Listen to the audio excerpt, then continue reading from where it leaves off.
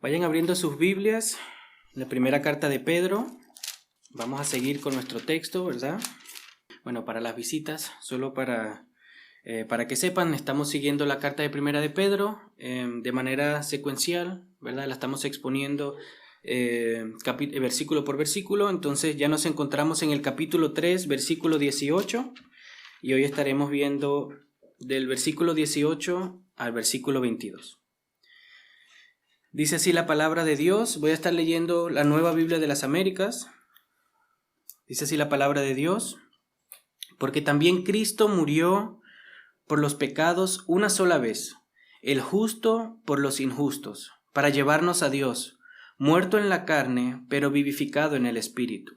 En el Espíritu también fue y predicó a los espíritus encarcelados, quienes en otro tiempo fueron desobedientes cuando la paciencia de Dios esperaba en los días de Noé, durante la construcción del arca, en la cual unos pocos, es decir, 8 personas, fueron salvados por medio del agua. Y correspondiendo a esto, el bautismo ahora los salva a ustedes, no quitando la suciedad de la carne, sino como una petición a Dios de una buena conciencia, mediante la resurrección de Jesucristo, quien está a la diestra de Dios, habiendo subido al cielo, después de que le habían sido sometidos ángeles, autoridades y potestades.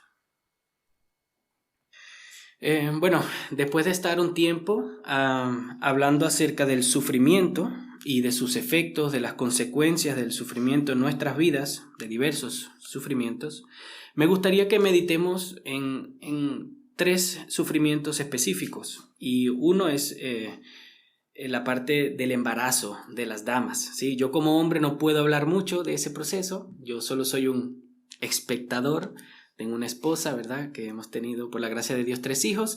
Entonces lo único que yo puedo hablar es lo que he visto, he escuchado, pero puedo hablar algo, aunque sea. Pero ciertamente el embarazo, el proceso de gestación, luego el parto, es un momento hermoso, es un momento muy lindo, ¿verdad? Pero también es un momento donde se sufre mucho, donde se pasan por momentos altos y bajos, ¿verdad?, emocionalmente, donde hay ciertos cambios en el cuerpo de las mujeres que son dolorosos. El adaptarse, ¿verdad?, a ciertos alimentos, a trasnocharse, cansancio, es un momento doloroso. No podemos decir que no lo es así. Y no se diga el parto. En el parto pasan cosas que yo creo que ya lo he dicho 1 o 2 veces, que yo estoy seguro que yo no lo hubiese soportado, que los hombres ahí no caemos, y el Señor sabe, ¿verdad?, cómo hace sus cosas, y estoy agradecido por eso, pero el parto en sí es un momento muy doloroso para las mujeres. Pero lo que viene después vale la pena. También hay procesos dolorosos, como algunos tratamientos. Por ejemplo, para curar el cáncer, tengo entendido que este proceso, ¿verdad?, donde se le inyectan a las personas este tratamiento, pues los consume mucho. Y no es tan fácil como simplemente sentarse en un sitio y esperar que uno quede sanado. No, es un proceso que duele. Es un proceso en el cual el cuerpo es crujido, es doblado para ser sanado. Primero viene el sufrimiento, después viene la sanación. Primero viene el dolor y después viene lo bueno, por decirlo así. Después viene la cura. Y seguro que algunos de ustedes tienen alguna experiencia, las operaciones. En algún momento quizás se han operado, se tienen que operar. Y también es un proceso que quizás duele. El recuperarse de una operación a veces duele, a veces tarda. No es fácil estar, ¿verdad?, en recuperación de cierta operación que se hizo en una parte de la espalda, por ejemplo. Y es un momento doloroso, pero es lo mejor que podemos hacer en muchas situaciones. Porque si nos operamos, lo que viene después es el descanso, en cierta manera. Un descanso del dolor que antes nos acechaba, ¿verdad? No solamente algunas operaciones, sino algo que, por ejemplo, yo tengo muy presente en mi mente, es ir al dentista. Ir al dentista es algo que a mí me cuesta mucho porque duele, ¿verdad? Y yo tengo que orarle mucho al Señor que me ayude, pero después que uno lo soporta, puede comer bien, no tiene dolores, no le duelen las muelas. Entonces, a veces soportamos el dolor y después del dolor viene la paz, viene el descanso, viene la bendición, por llamarlo de una manera. Eso lo conocemos, eso lo pasamos, esas son cosas que ocurren en nuestra vida. No es solamente un principio bíblico que vamos a estar viendo hoy.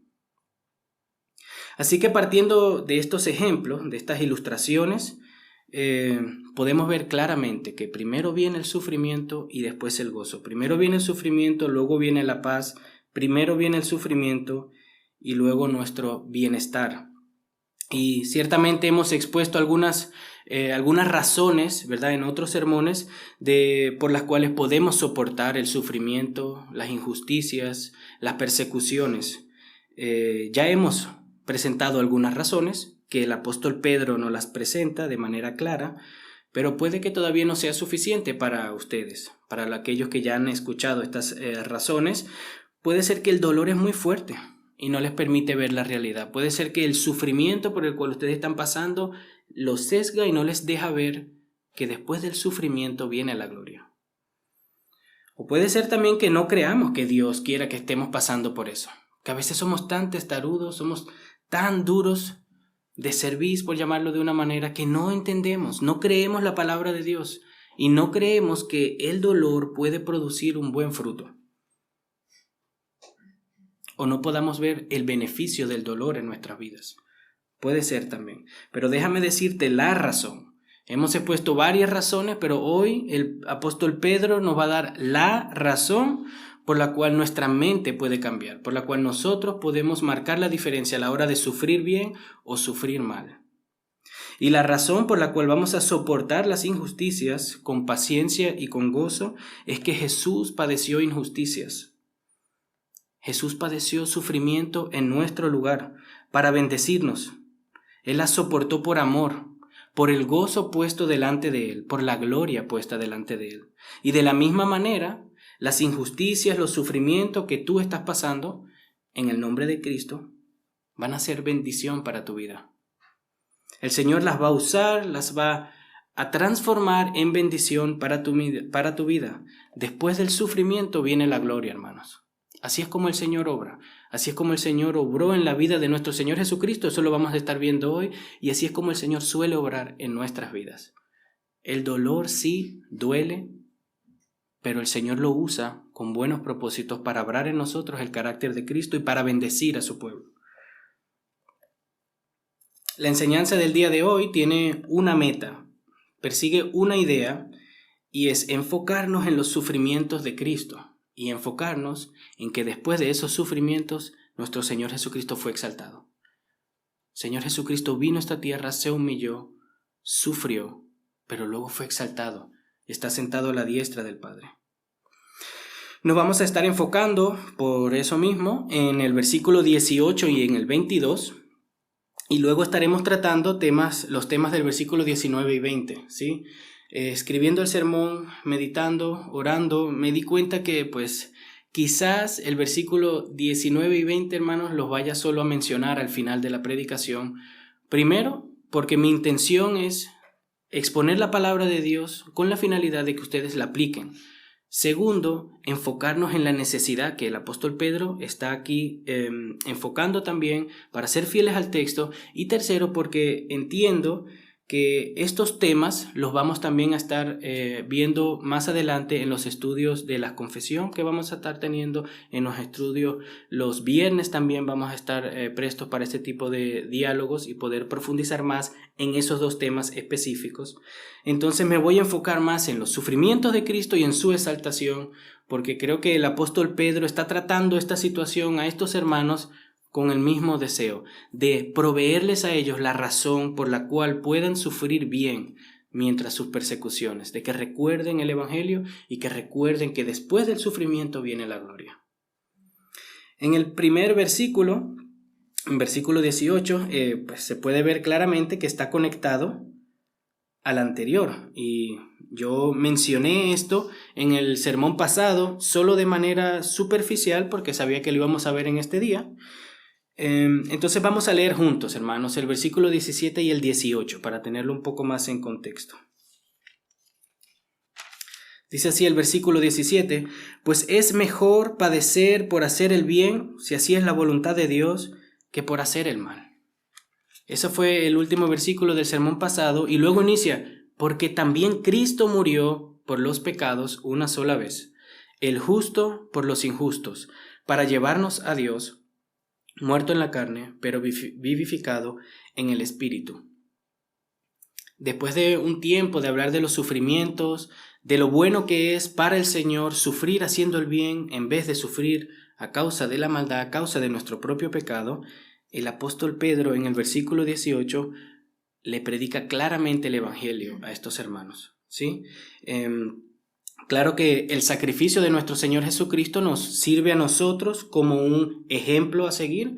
Eso es algo que ya estudiamos, ya vimos en 1 de Pedro capítulo 2, versículo 21.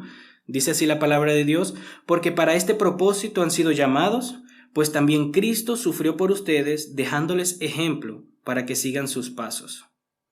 Y como les decía, la palabra de Dios lo dice bien claro, ¿verdad? Nuestro Señor Jesucristo sufrió para dejarnos los pasos, para saber cómo debemos sufrir bien, porque en aquel entonces estudiamos y vimos por la palabra que el Señor enmudeció, el Señor no se quejó, lo recibió, y de esa misma manera nosotros debemos de recibir el sufrimiento, ¿verdad? De manera humilde, humillándonos debajo de la mano soberana de nuestro Señor Jesucristo, de nuestro Padre Celestial. De esa manera el Señor nos dio el ejemplo. Y aunque es verdad que el Señor nos dio el ejemplo, ¿verdad?, a la hora de sufrir injusticias, también es verdad que el Señor sufrió de manera única, de manera irrepetible. Y lo hizo para morir en nuestro lugar. En medio de las injusticias y del sufrimiento, Cristo vino a este mundo a padecer, a entregar su vida por nosotros. Eso es algo que nosotros no podemos repetir. Nosotros no podemos morir por otra persona y salvarla. Eso es algo que solamente Cristo puede hacer por nosotros, y eso es algo que solamente Cristo ya hizo por nosotros. Así que tengámoslo presente, mis hermanos. En medio del dolor que tú estás pasando, en medio de la persecución, de la burla, en medio de aquello que quizás estás despojándote de tu vida a causa de Cristo para ser fiel a Él, quizás estás padeciendo en ese sentido, recuerda, confórtate y descansa en la verdad de que Cristo entregó su vida por ti, para morir por tus pecados, para librarte de tu condenación. Esto debe de darnos descanso, hermanos. Al comparar los sufrimientos de Cristo con los nuestros, deberíamos de poder descansar. Debería de traernos aliento y fuerza y motivación, y esa es la intención, esa es la razón por qué Pedro, después de una larga lista de razones, nos predica el Evangelio, nos recuerda el sacrificio de Cristo y su exaltación, porque es esto lo que nos va a ayudar a nosotros, hermanos. El versículo empieza: porque también Cristo murió, el Mesías. Y como dice en 1 de Pedro, capítulo 1, en versículo 20, dice: porque Él estaba preparado desde antes de la fundación del mundo, pero se ha manifestado en estos últimos tiempos por amor a ustedes. Cristo vino a morir por nosotros, pero esto no es un plan B de Dios, hermanos. El Señor ya tenía planeado salvar a su pueblo desde antes de la fundación del mundo. El Señor ya sabía a la hora de crear a la humanidad que íbamos a pecar. El Señor ya sabía que Adán iba a pecar. Y antes de crear a la humanidad, el Señor ya había previsto y el Señor ya había dispuesto a su Hijo para morir por nosotros a causa de nuestro pecado. No es un plan B lo que el Señor se sacó de la manga. O tampoco es el plan A falló, entonces déjame buscar cómo yo resuelvo este problema que yo mismo me causé. No, Dios ya sabía lo que había en nuestros corazones. Y antes de crearnos, proveyó la solución, proveyó la salvación, porque nos ama y porque era su plan salvar y redimir a un pueblo para que le adorase. La palabra también que vemos aquí, ¿verdad? Dice: porque también Cristo es una palabra, disculpen, que sí apunta al mismo sufrimiento, ¿verdad? Que Cristo está padeciendo, igual que nosotros padecemos de manera injusta. Pero como les decía, hermanos, Pedro lo que está haciendo aquí no es volver a decir algo que ya dijo. No es, bueno, Jesucristo les dio el ejemplo, entonces Él sufrió, sufran de la misma manera. No. Es: miren el ejemplo de Cristo, miren el sufrimiento de Cristo. Cristo padeció por ustedes, Cristo vino y murió por ti para salvarte. Eso debe de darnos consuelo, esa es la intención. Entonces, cuando dice también, lo que quiere decir es que también como Cristo sufrió, y luego veremos, fue exaltado, así también nosotros sufriremos y seremos exaltados. Así también nosotros vamos a pasar por un proceso de santificación, por un proceso de sufrimientos, hermanos, a causa de Cristo. Ya les había dicho una vez que hay dos maneras de sufrir. Hay una manera de sufrir por causa de nuestro pecado, de nuestra culpa, por tomar malas decisiones, y hay una manera de sufrir a causa de Cristo. Estamos hablando de sufrir a causa de Cristo, a causa de la justicia, a causa del nombre del Señor. Si estamos sufriendo a causa del nombre del Señor, gózate. Gózate porque así como Cristo sufrió y fue exaltado y está a la diestra de Dios, así nosotros vamos a recibir nuestro descanso eterno. Nuestra gloria venidera, por llamarlo de una manera. Es verdad que no podemos salvar a nadie por nuestro sacrificio, porque no somos Jesucristo, ¿verdad? No tenemos ese poder, ni éramos sin pecado como Jesucristo. Pero la realidad es, hermanos, que si nos encomendamos al Señor, nos humillamos, aceptamos su palabra, aceptamos su evangelio primordialmente, con nuestro sufrimiento, con la manera de cómo encaramos el sufrimiento, podemos ser luz en este mundo, hermanos.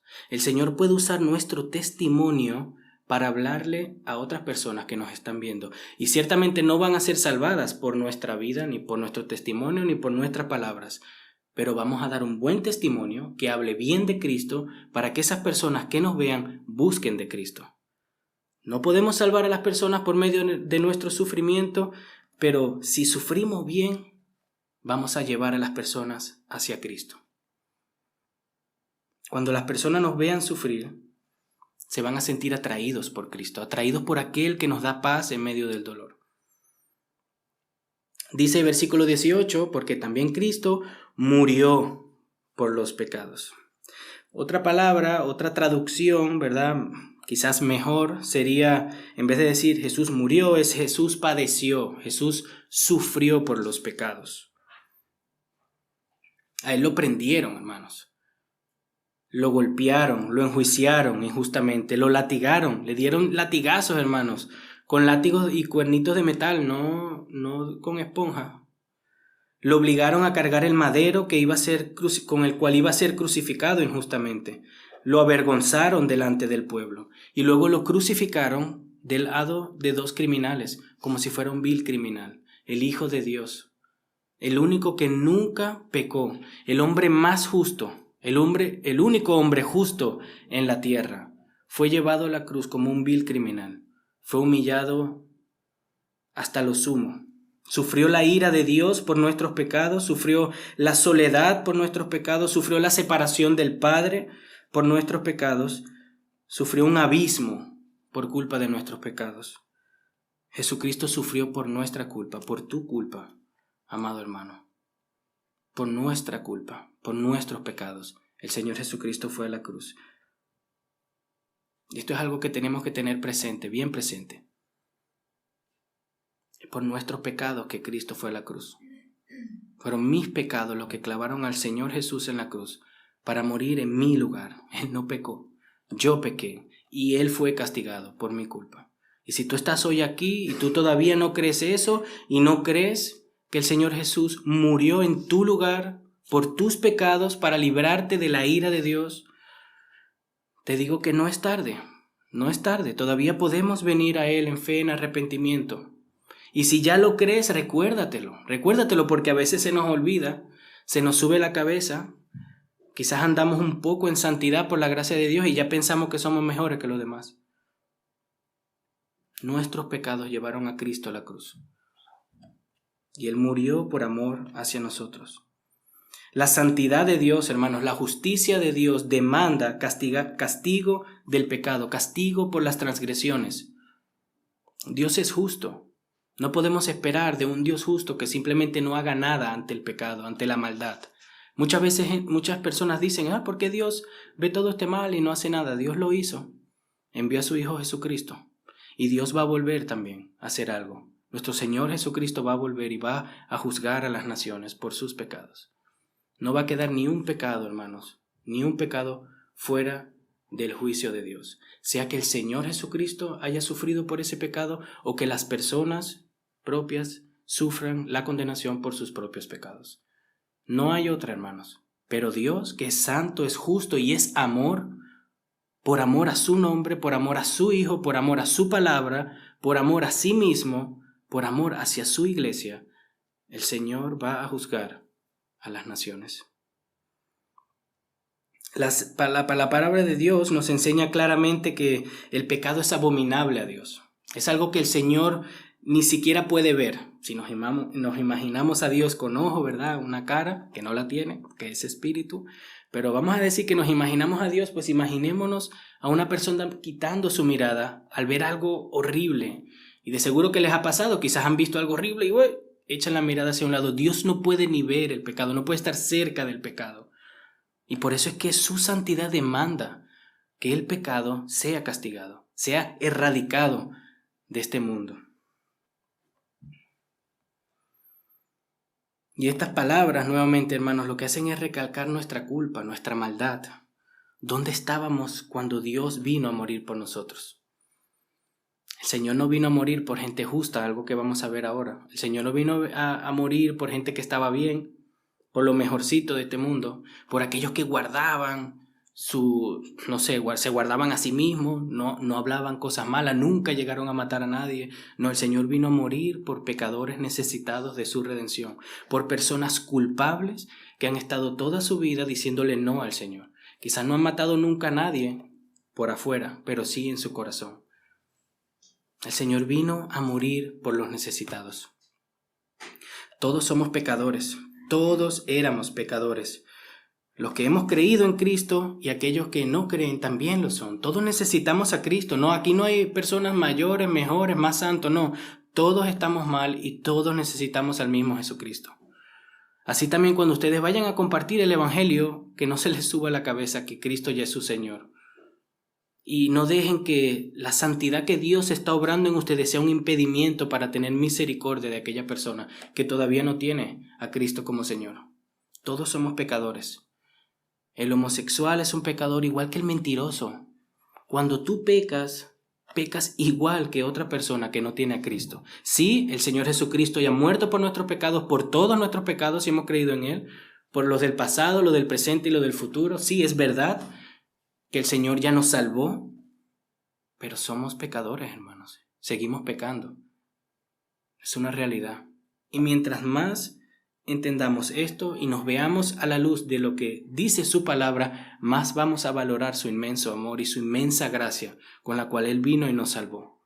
Jesús no vino a salvar a gente buena, Jesús vino a salvar a gente miserable, enemigos de Dios, dice la palabra, hijos de ira que estaban constantemente desenvolviéndose en su maldad.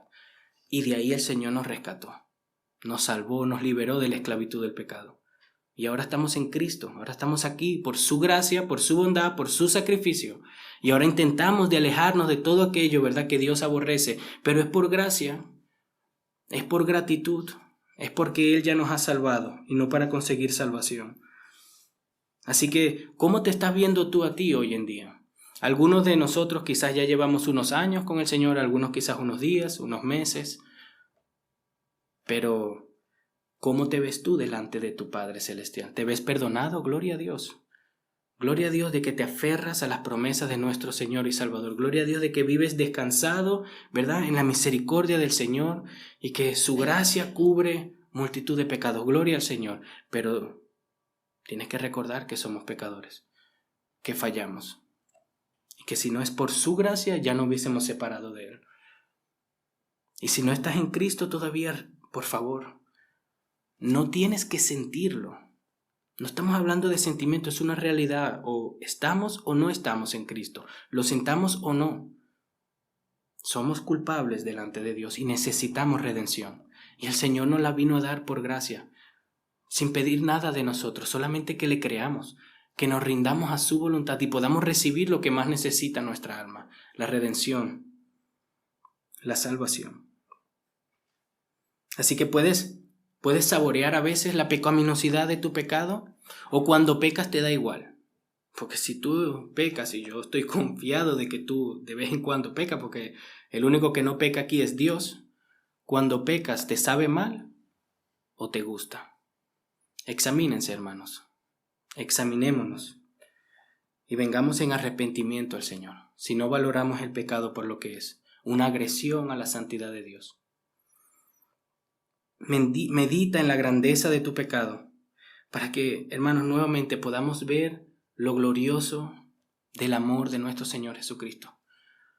Nosotros ciertamente daríamos nuestra vida por alguien bueno, por alguien que sea beneficioso para nosotros, pero ninguno de nosotros daría su vida por un ladrón, por un mentiroso, por un asesino. Ninguno de nosotros haría eso. ¿Salvar a quien? A este para que siga haciendo fechoría? No, jamás. Es lo que hizo Jesús por nosotros, hermanos. Aceptar esta realidad lo que hace es engrandecer el amor de Cristo por nosotros. Vamos a volver al texto. Dice, porque también Cristo murió por los pecados una sola vez.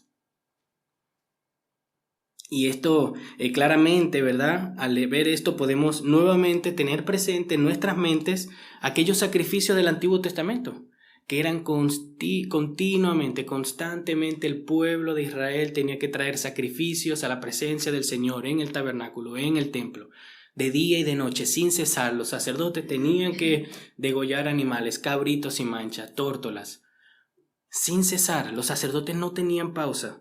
Tenían que constantemente sacrificar animales por el perdón de los pecados, por hacer holocausto, por acción de gracias. Pero el Nuevo Testamento enseña claramente que Cristo murió una sola vez. Y eso es suficiente para cubrir el perdón de nuestros pecados, para limpiarnos de nuestros pecados.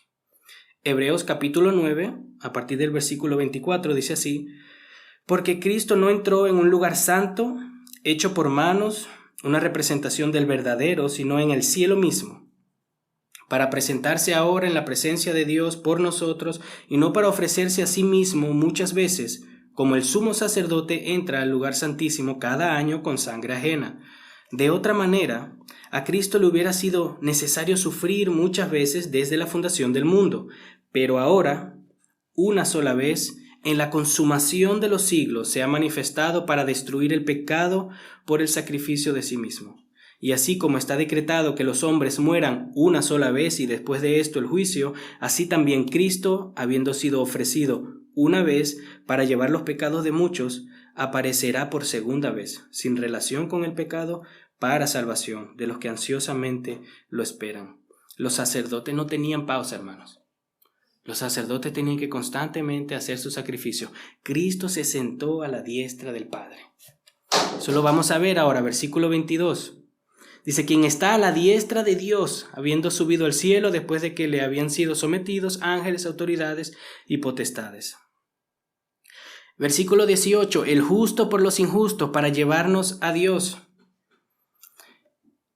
El concepto de sustituto, de representante, es algo crucial en el Evangelio. No podemos hablar de Evangelio, no podemos hablar del sacrificio de Cristo si no mencionamos o si no tenemos presente el concepto de sustituto, de representante. Cristo nos sustituyó en la cruz. En esa cruz, en ese madero, donde Cristo fue clavado por culpa de nuestros pecados, deberíamos de haber estado nosotros. Y de una manera legal, Dios lo castigó a él como si nos hubiese castigado a nosotros. Nos sustituyó en la cruz. Ese concepto es crucial. El justo por los injustos. No el injusto por haber pecado y por la gente justa. No, hermanos. El justo por los injustos.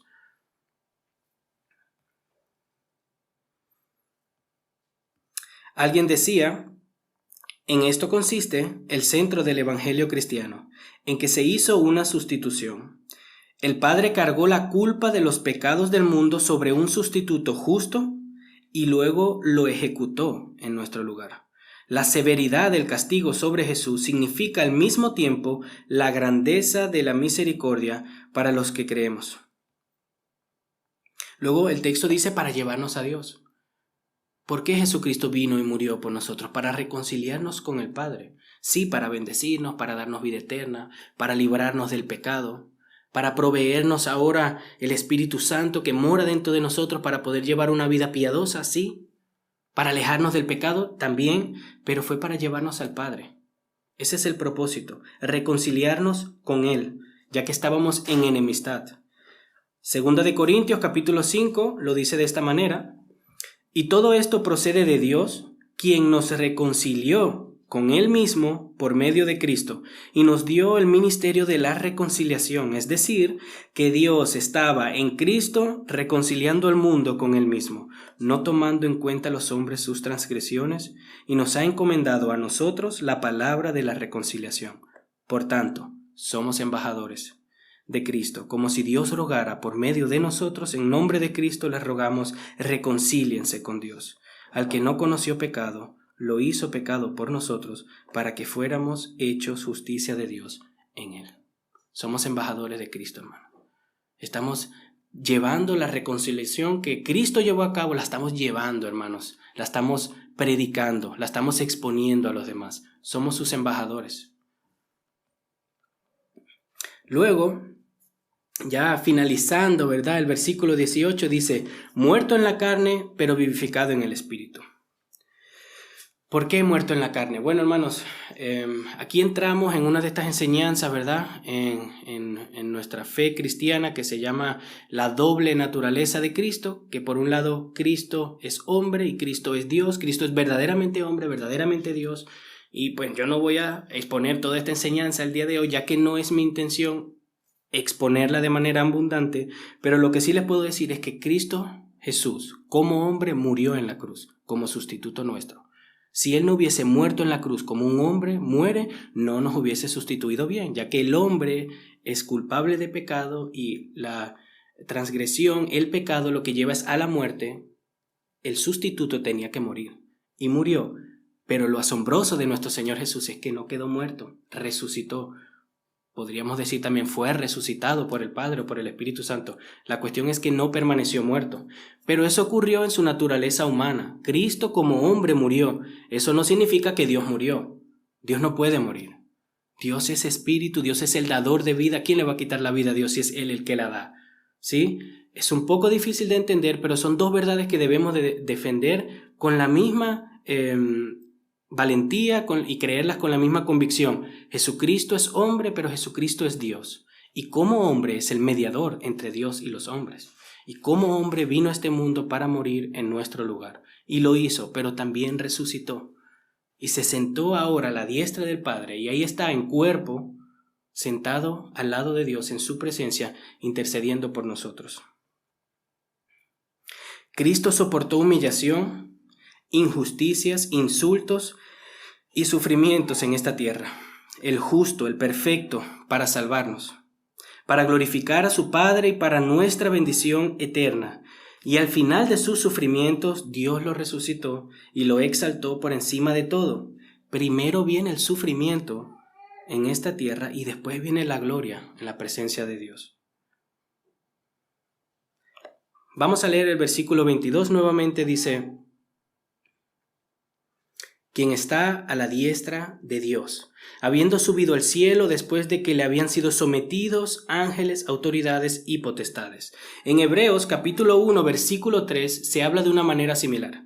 Dice, Él es el resplandor de su gloria y la expresión exacta de su naturaleza y sostiene todas las cosas por la palabra de su poder.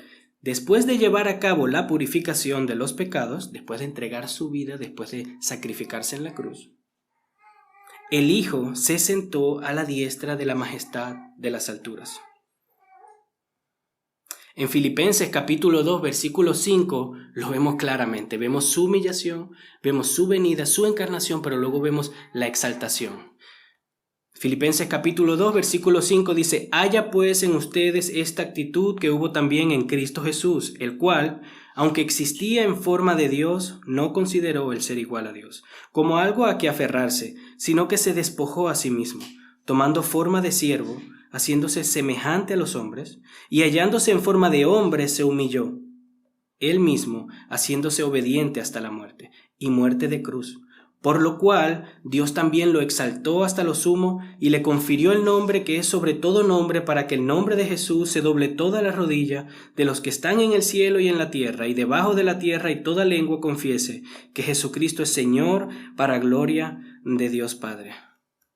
Independientemente de dónde tú estés ahora, independientemente de cuál sea tu sufrimiento, vamos a decir que se están burlando de ti. Vamos a decir que has tenido que dejar una relación íntima con algunos amigos al lado. Vamos a decir que estás luchando con tu pecado y estás dejando de hacer cosas que le deshonran a Dios. Vamos a decir que en el trabajo las personas te tratan mal por ya haber expresado tu fe. Quizás en la familia ya no te están viendo bien como lo hacían antes. Ahí está el cristiano loco. No sé, pero independientemente en qué situación, por qué padecimiento tú te estés encontrando, primero viene el sufrimiento y después la gloria, hermanos.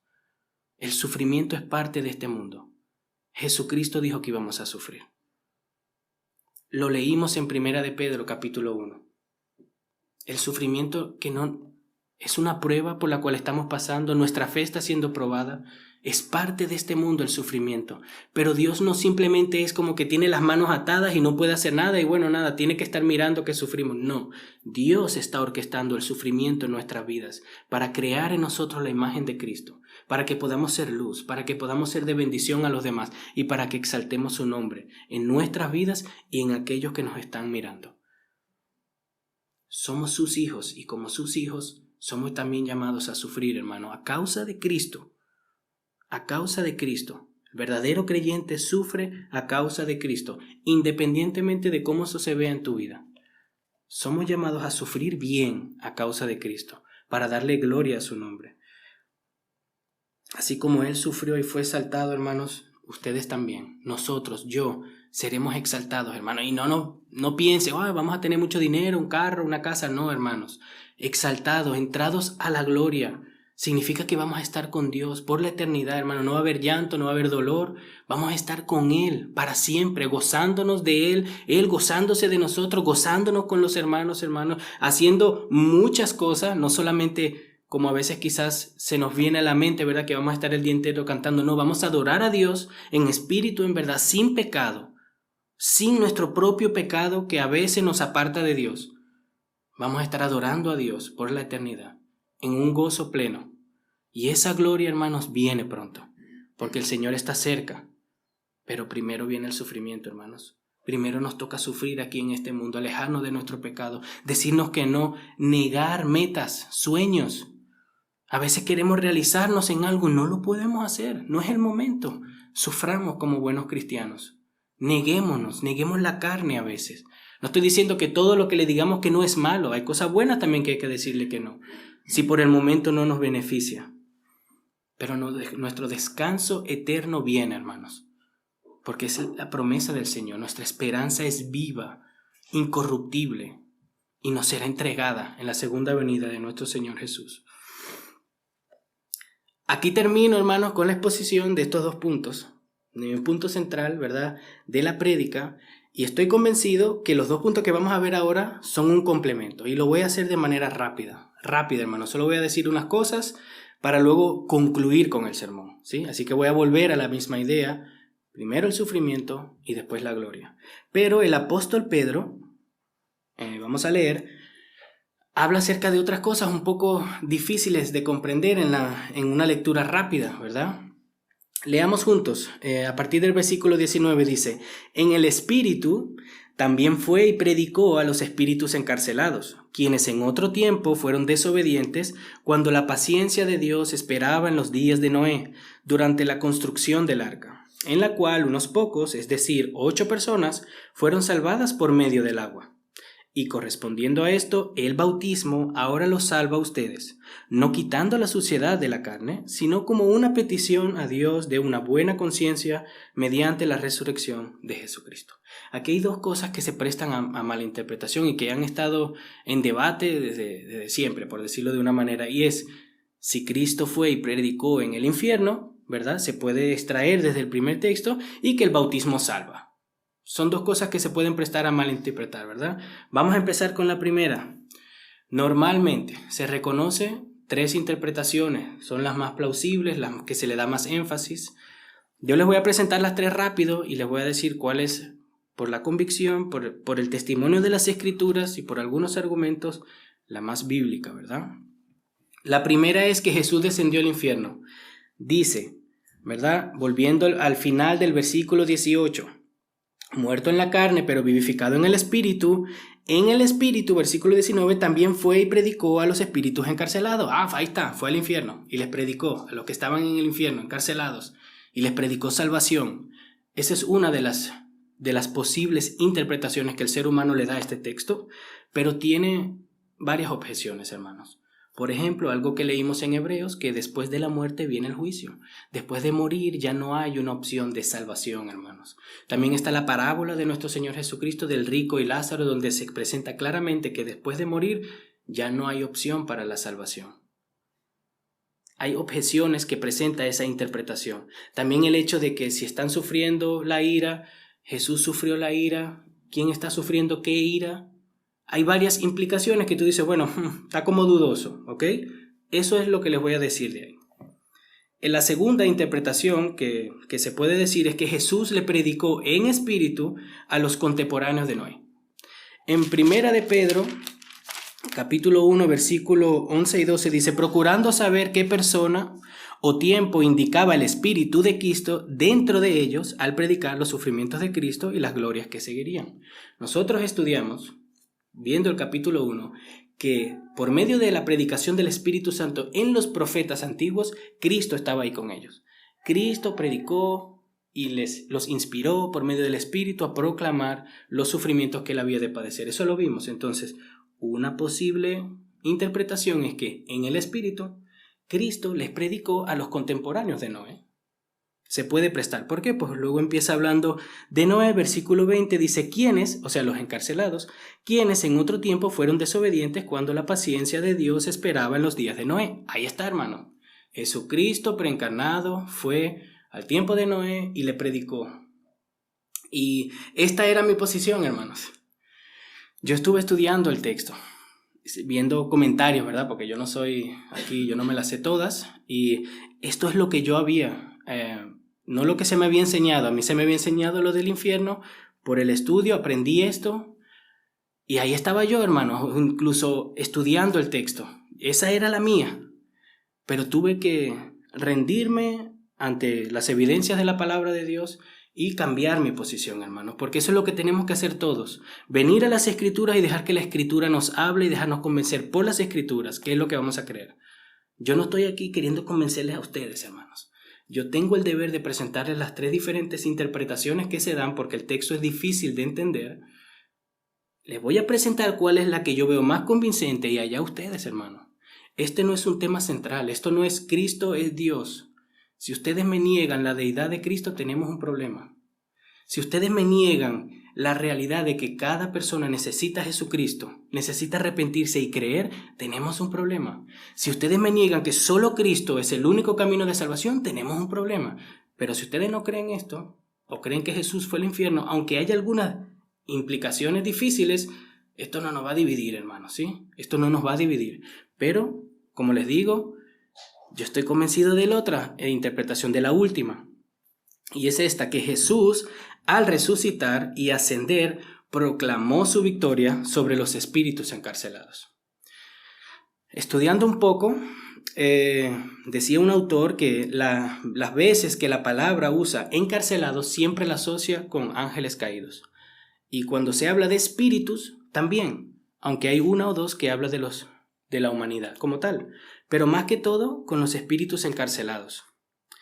También hay un aspecto en el mismo texto, en el versículo 19 dice, en el Espíritu también fue y predicó. Aquí mucha gente dice, bueno, predicar, les predicó el Evangelio. Bueno, la palabra no lo dice. En el original se usa la palabra de predicar, proclamar, anunciar.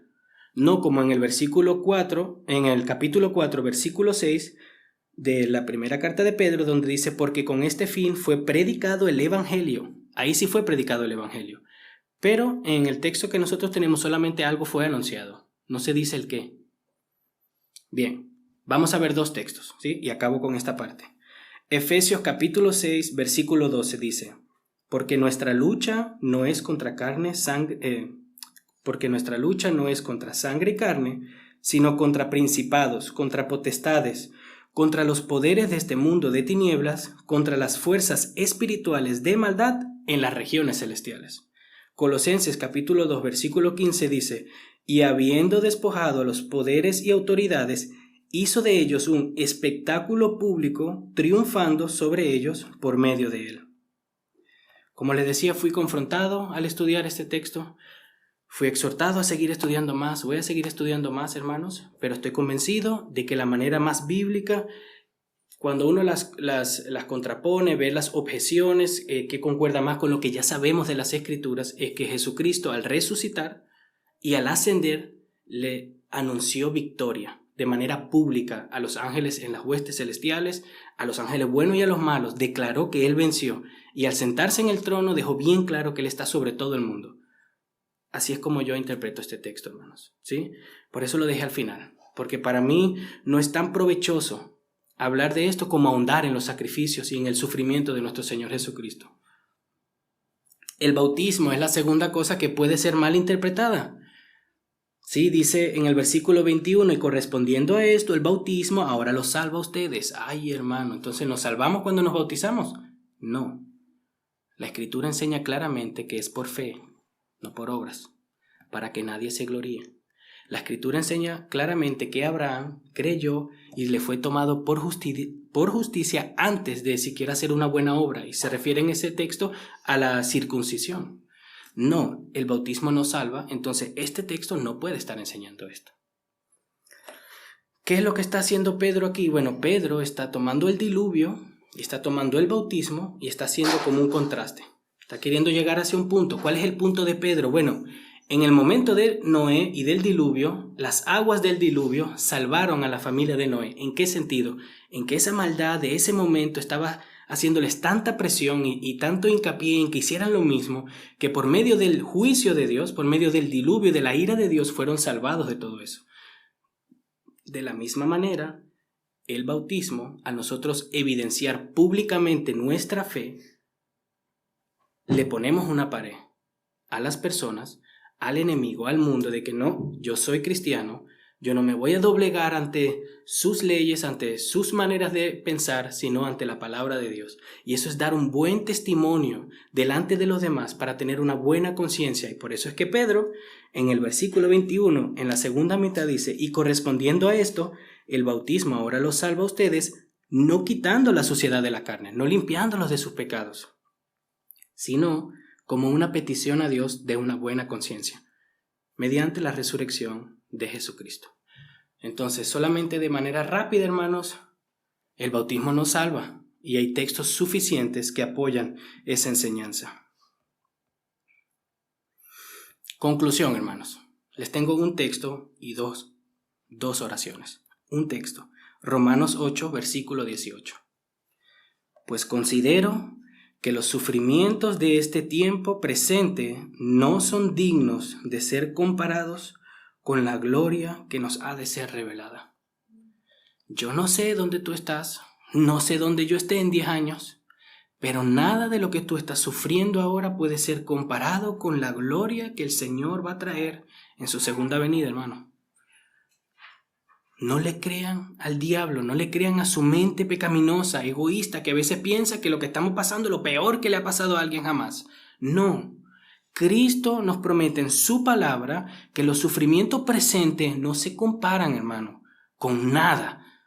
En nada se comparan con lo que el Señor nos va a revelar. Nada, hermanos. Así que soportemos los sufrimientos presentes, hermanos, dependiendo de Dios, no con nuestras propias fuerzas, acudiendo a Él en oración, humildes, hermanos, humillándonos debajo de su poderosa mano, algo que vamos a estudiar más adelante, recordando que Cristo también sufrió injusticias y luego fue exaltado, hermanos. Recordémonos el Evangelio. Pedro lo que hace aquí, al después de enunciar varias razones, le dice, miren, ¿saben qué? El Evangelio es lo que les va a dar fuerzas. Hermanos, el Evangelio es lo que nos va a ayudar a nosotros a soportar cualquier sufrimiento. Así que recuérdense el Evangelio para glorificar a Dios en sus vidas durante las tribulaciones. Oremos, hermanos.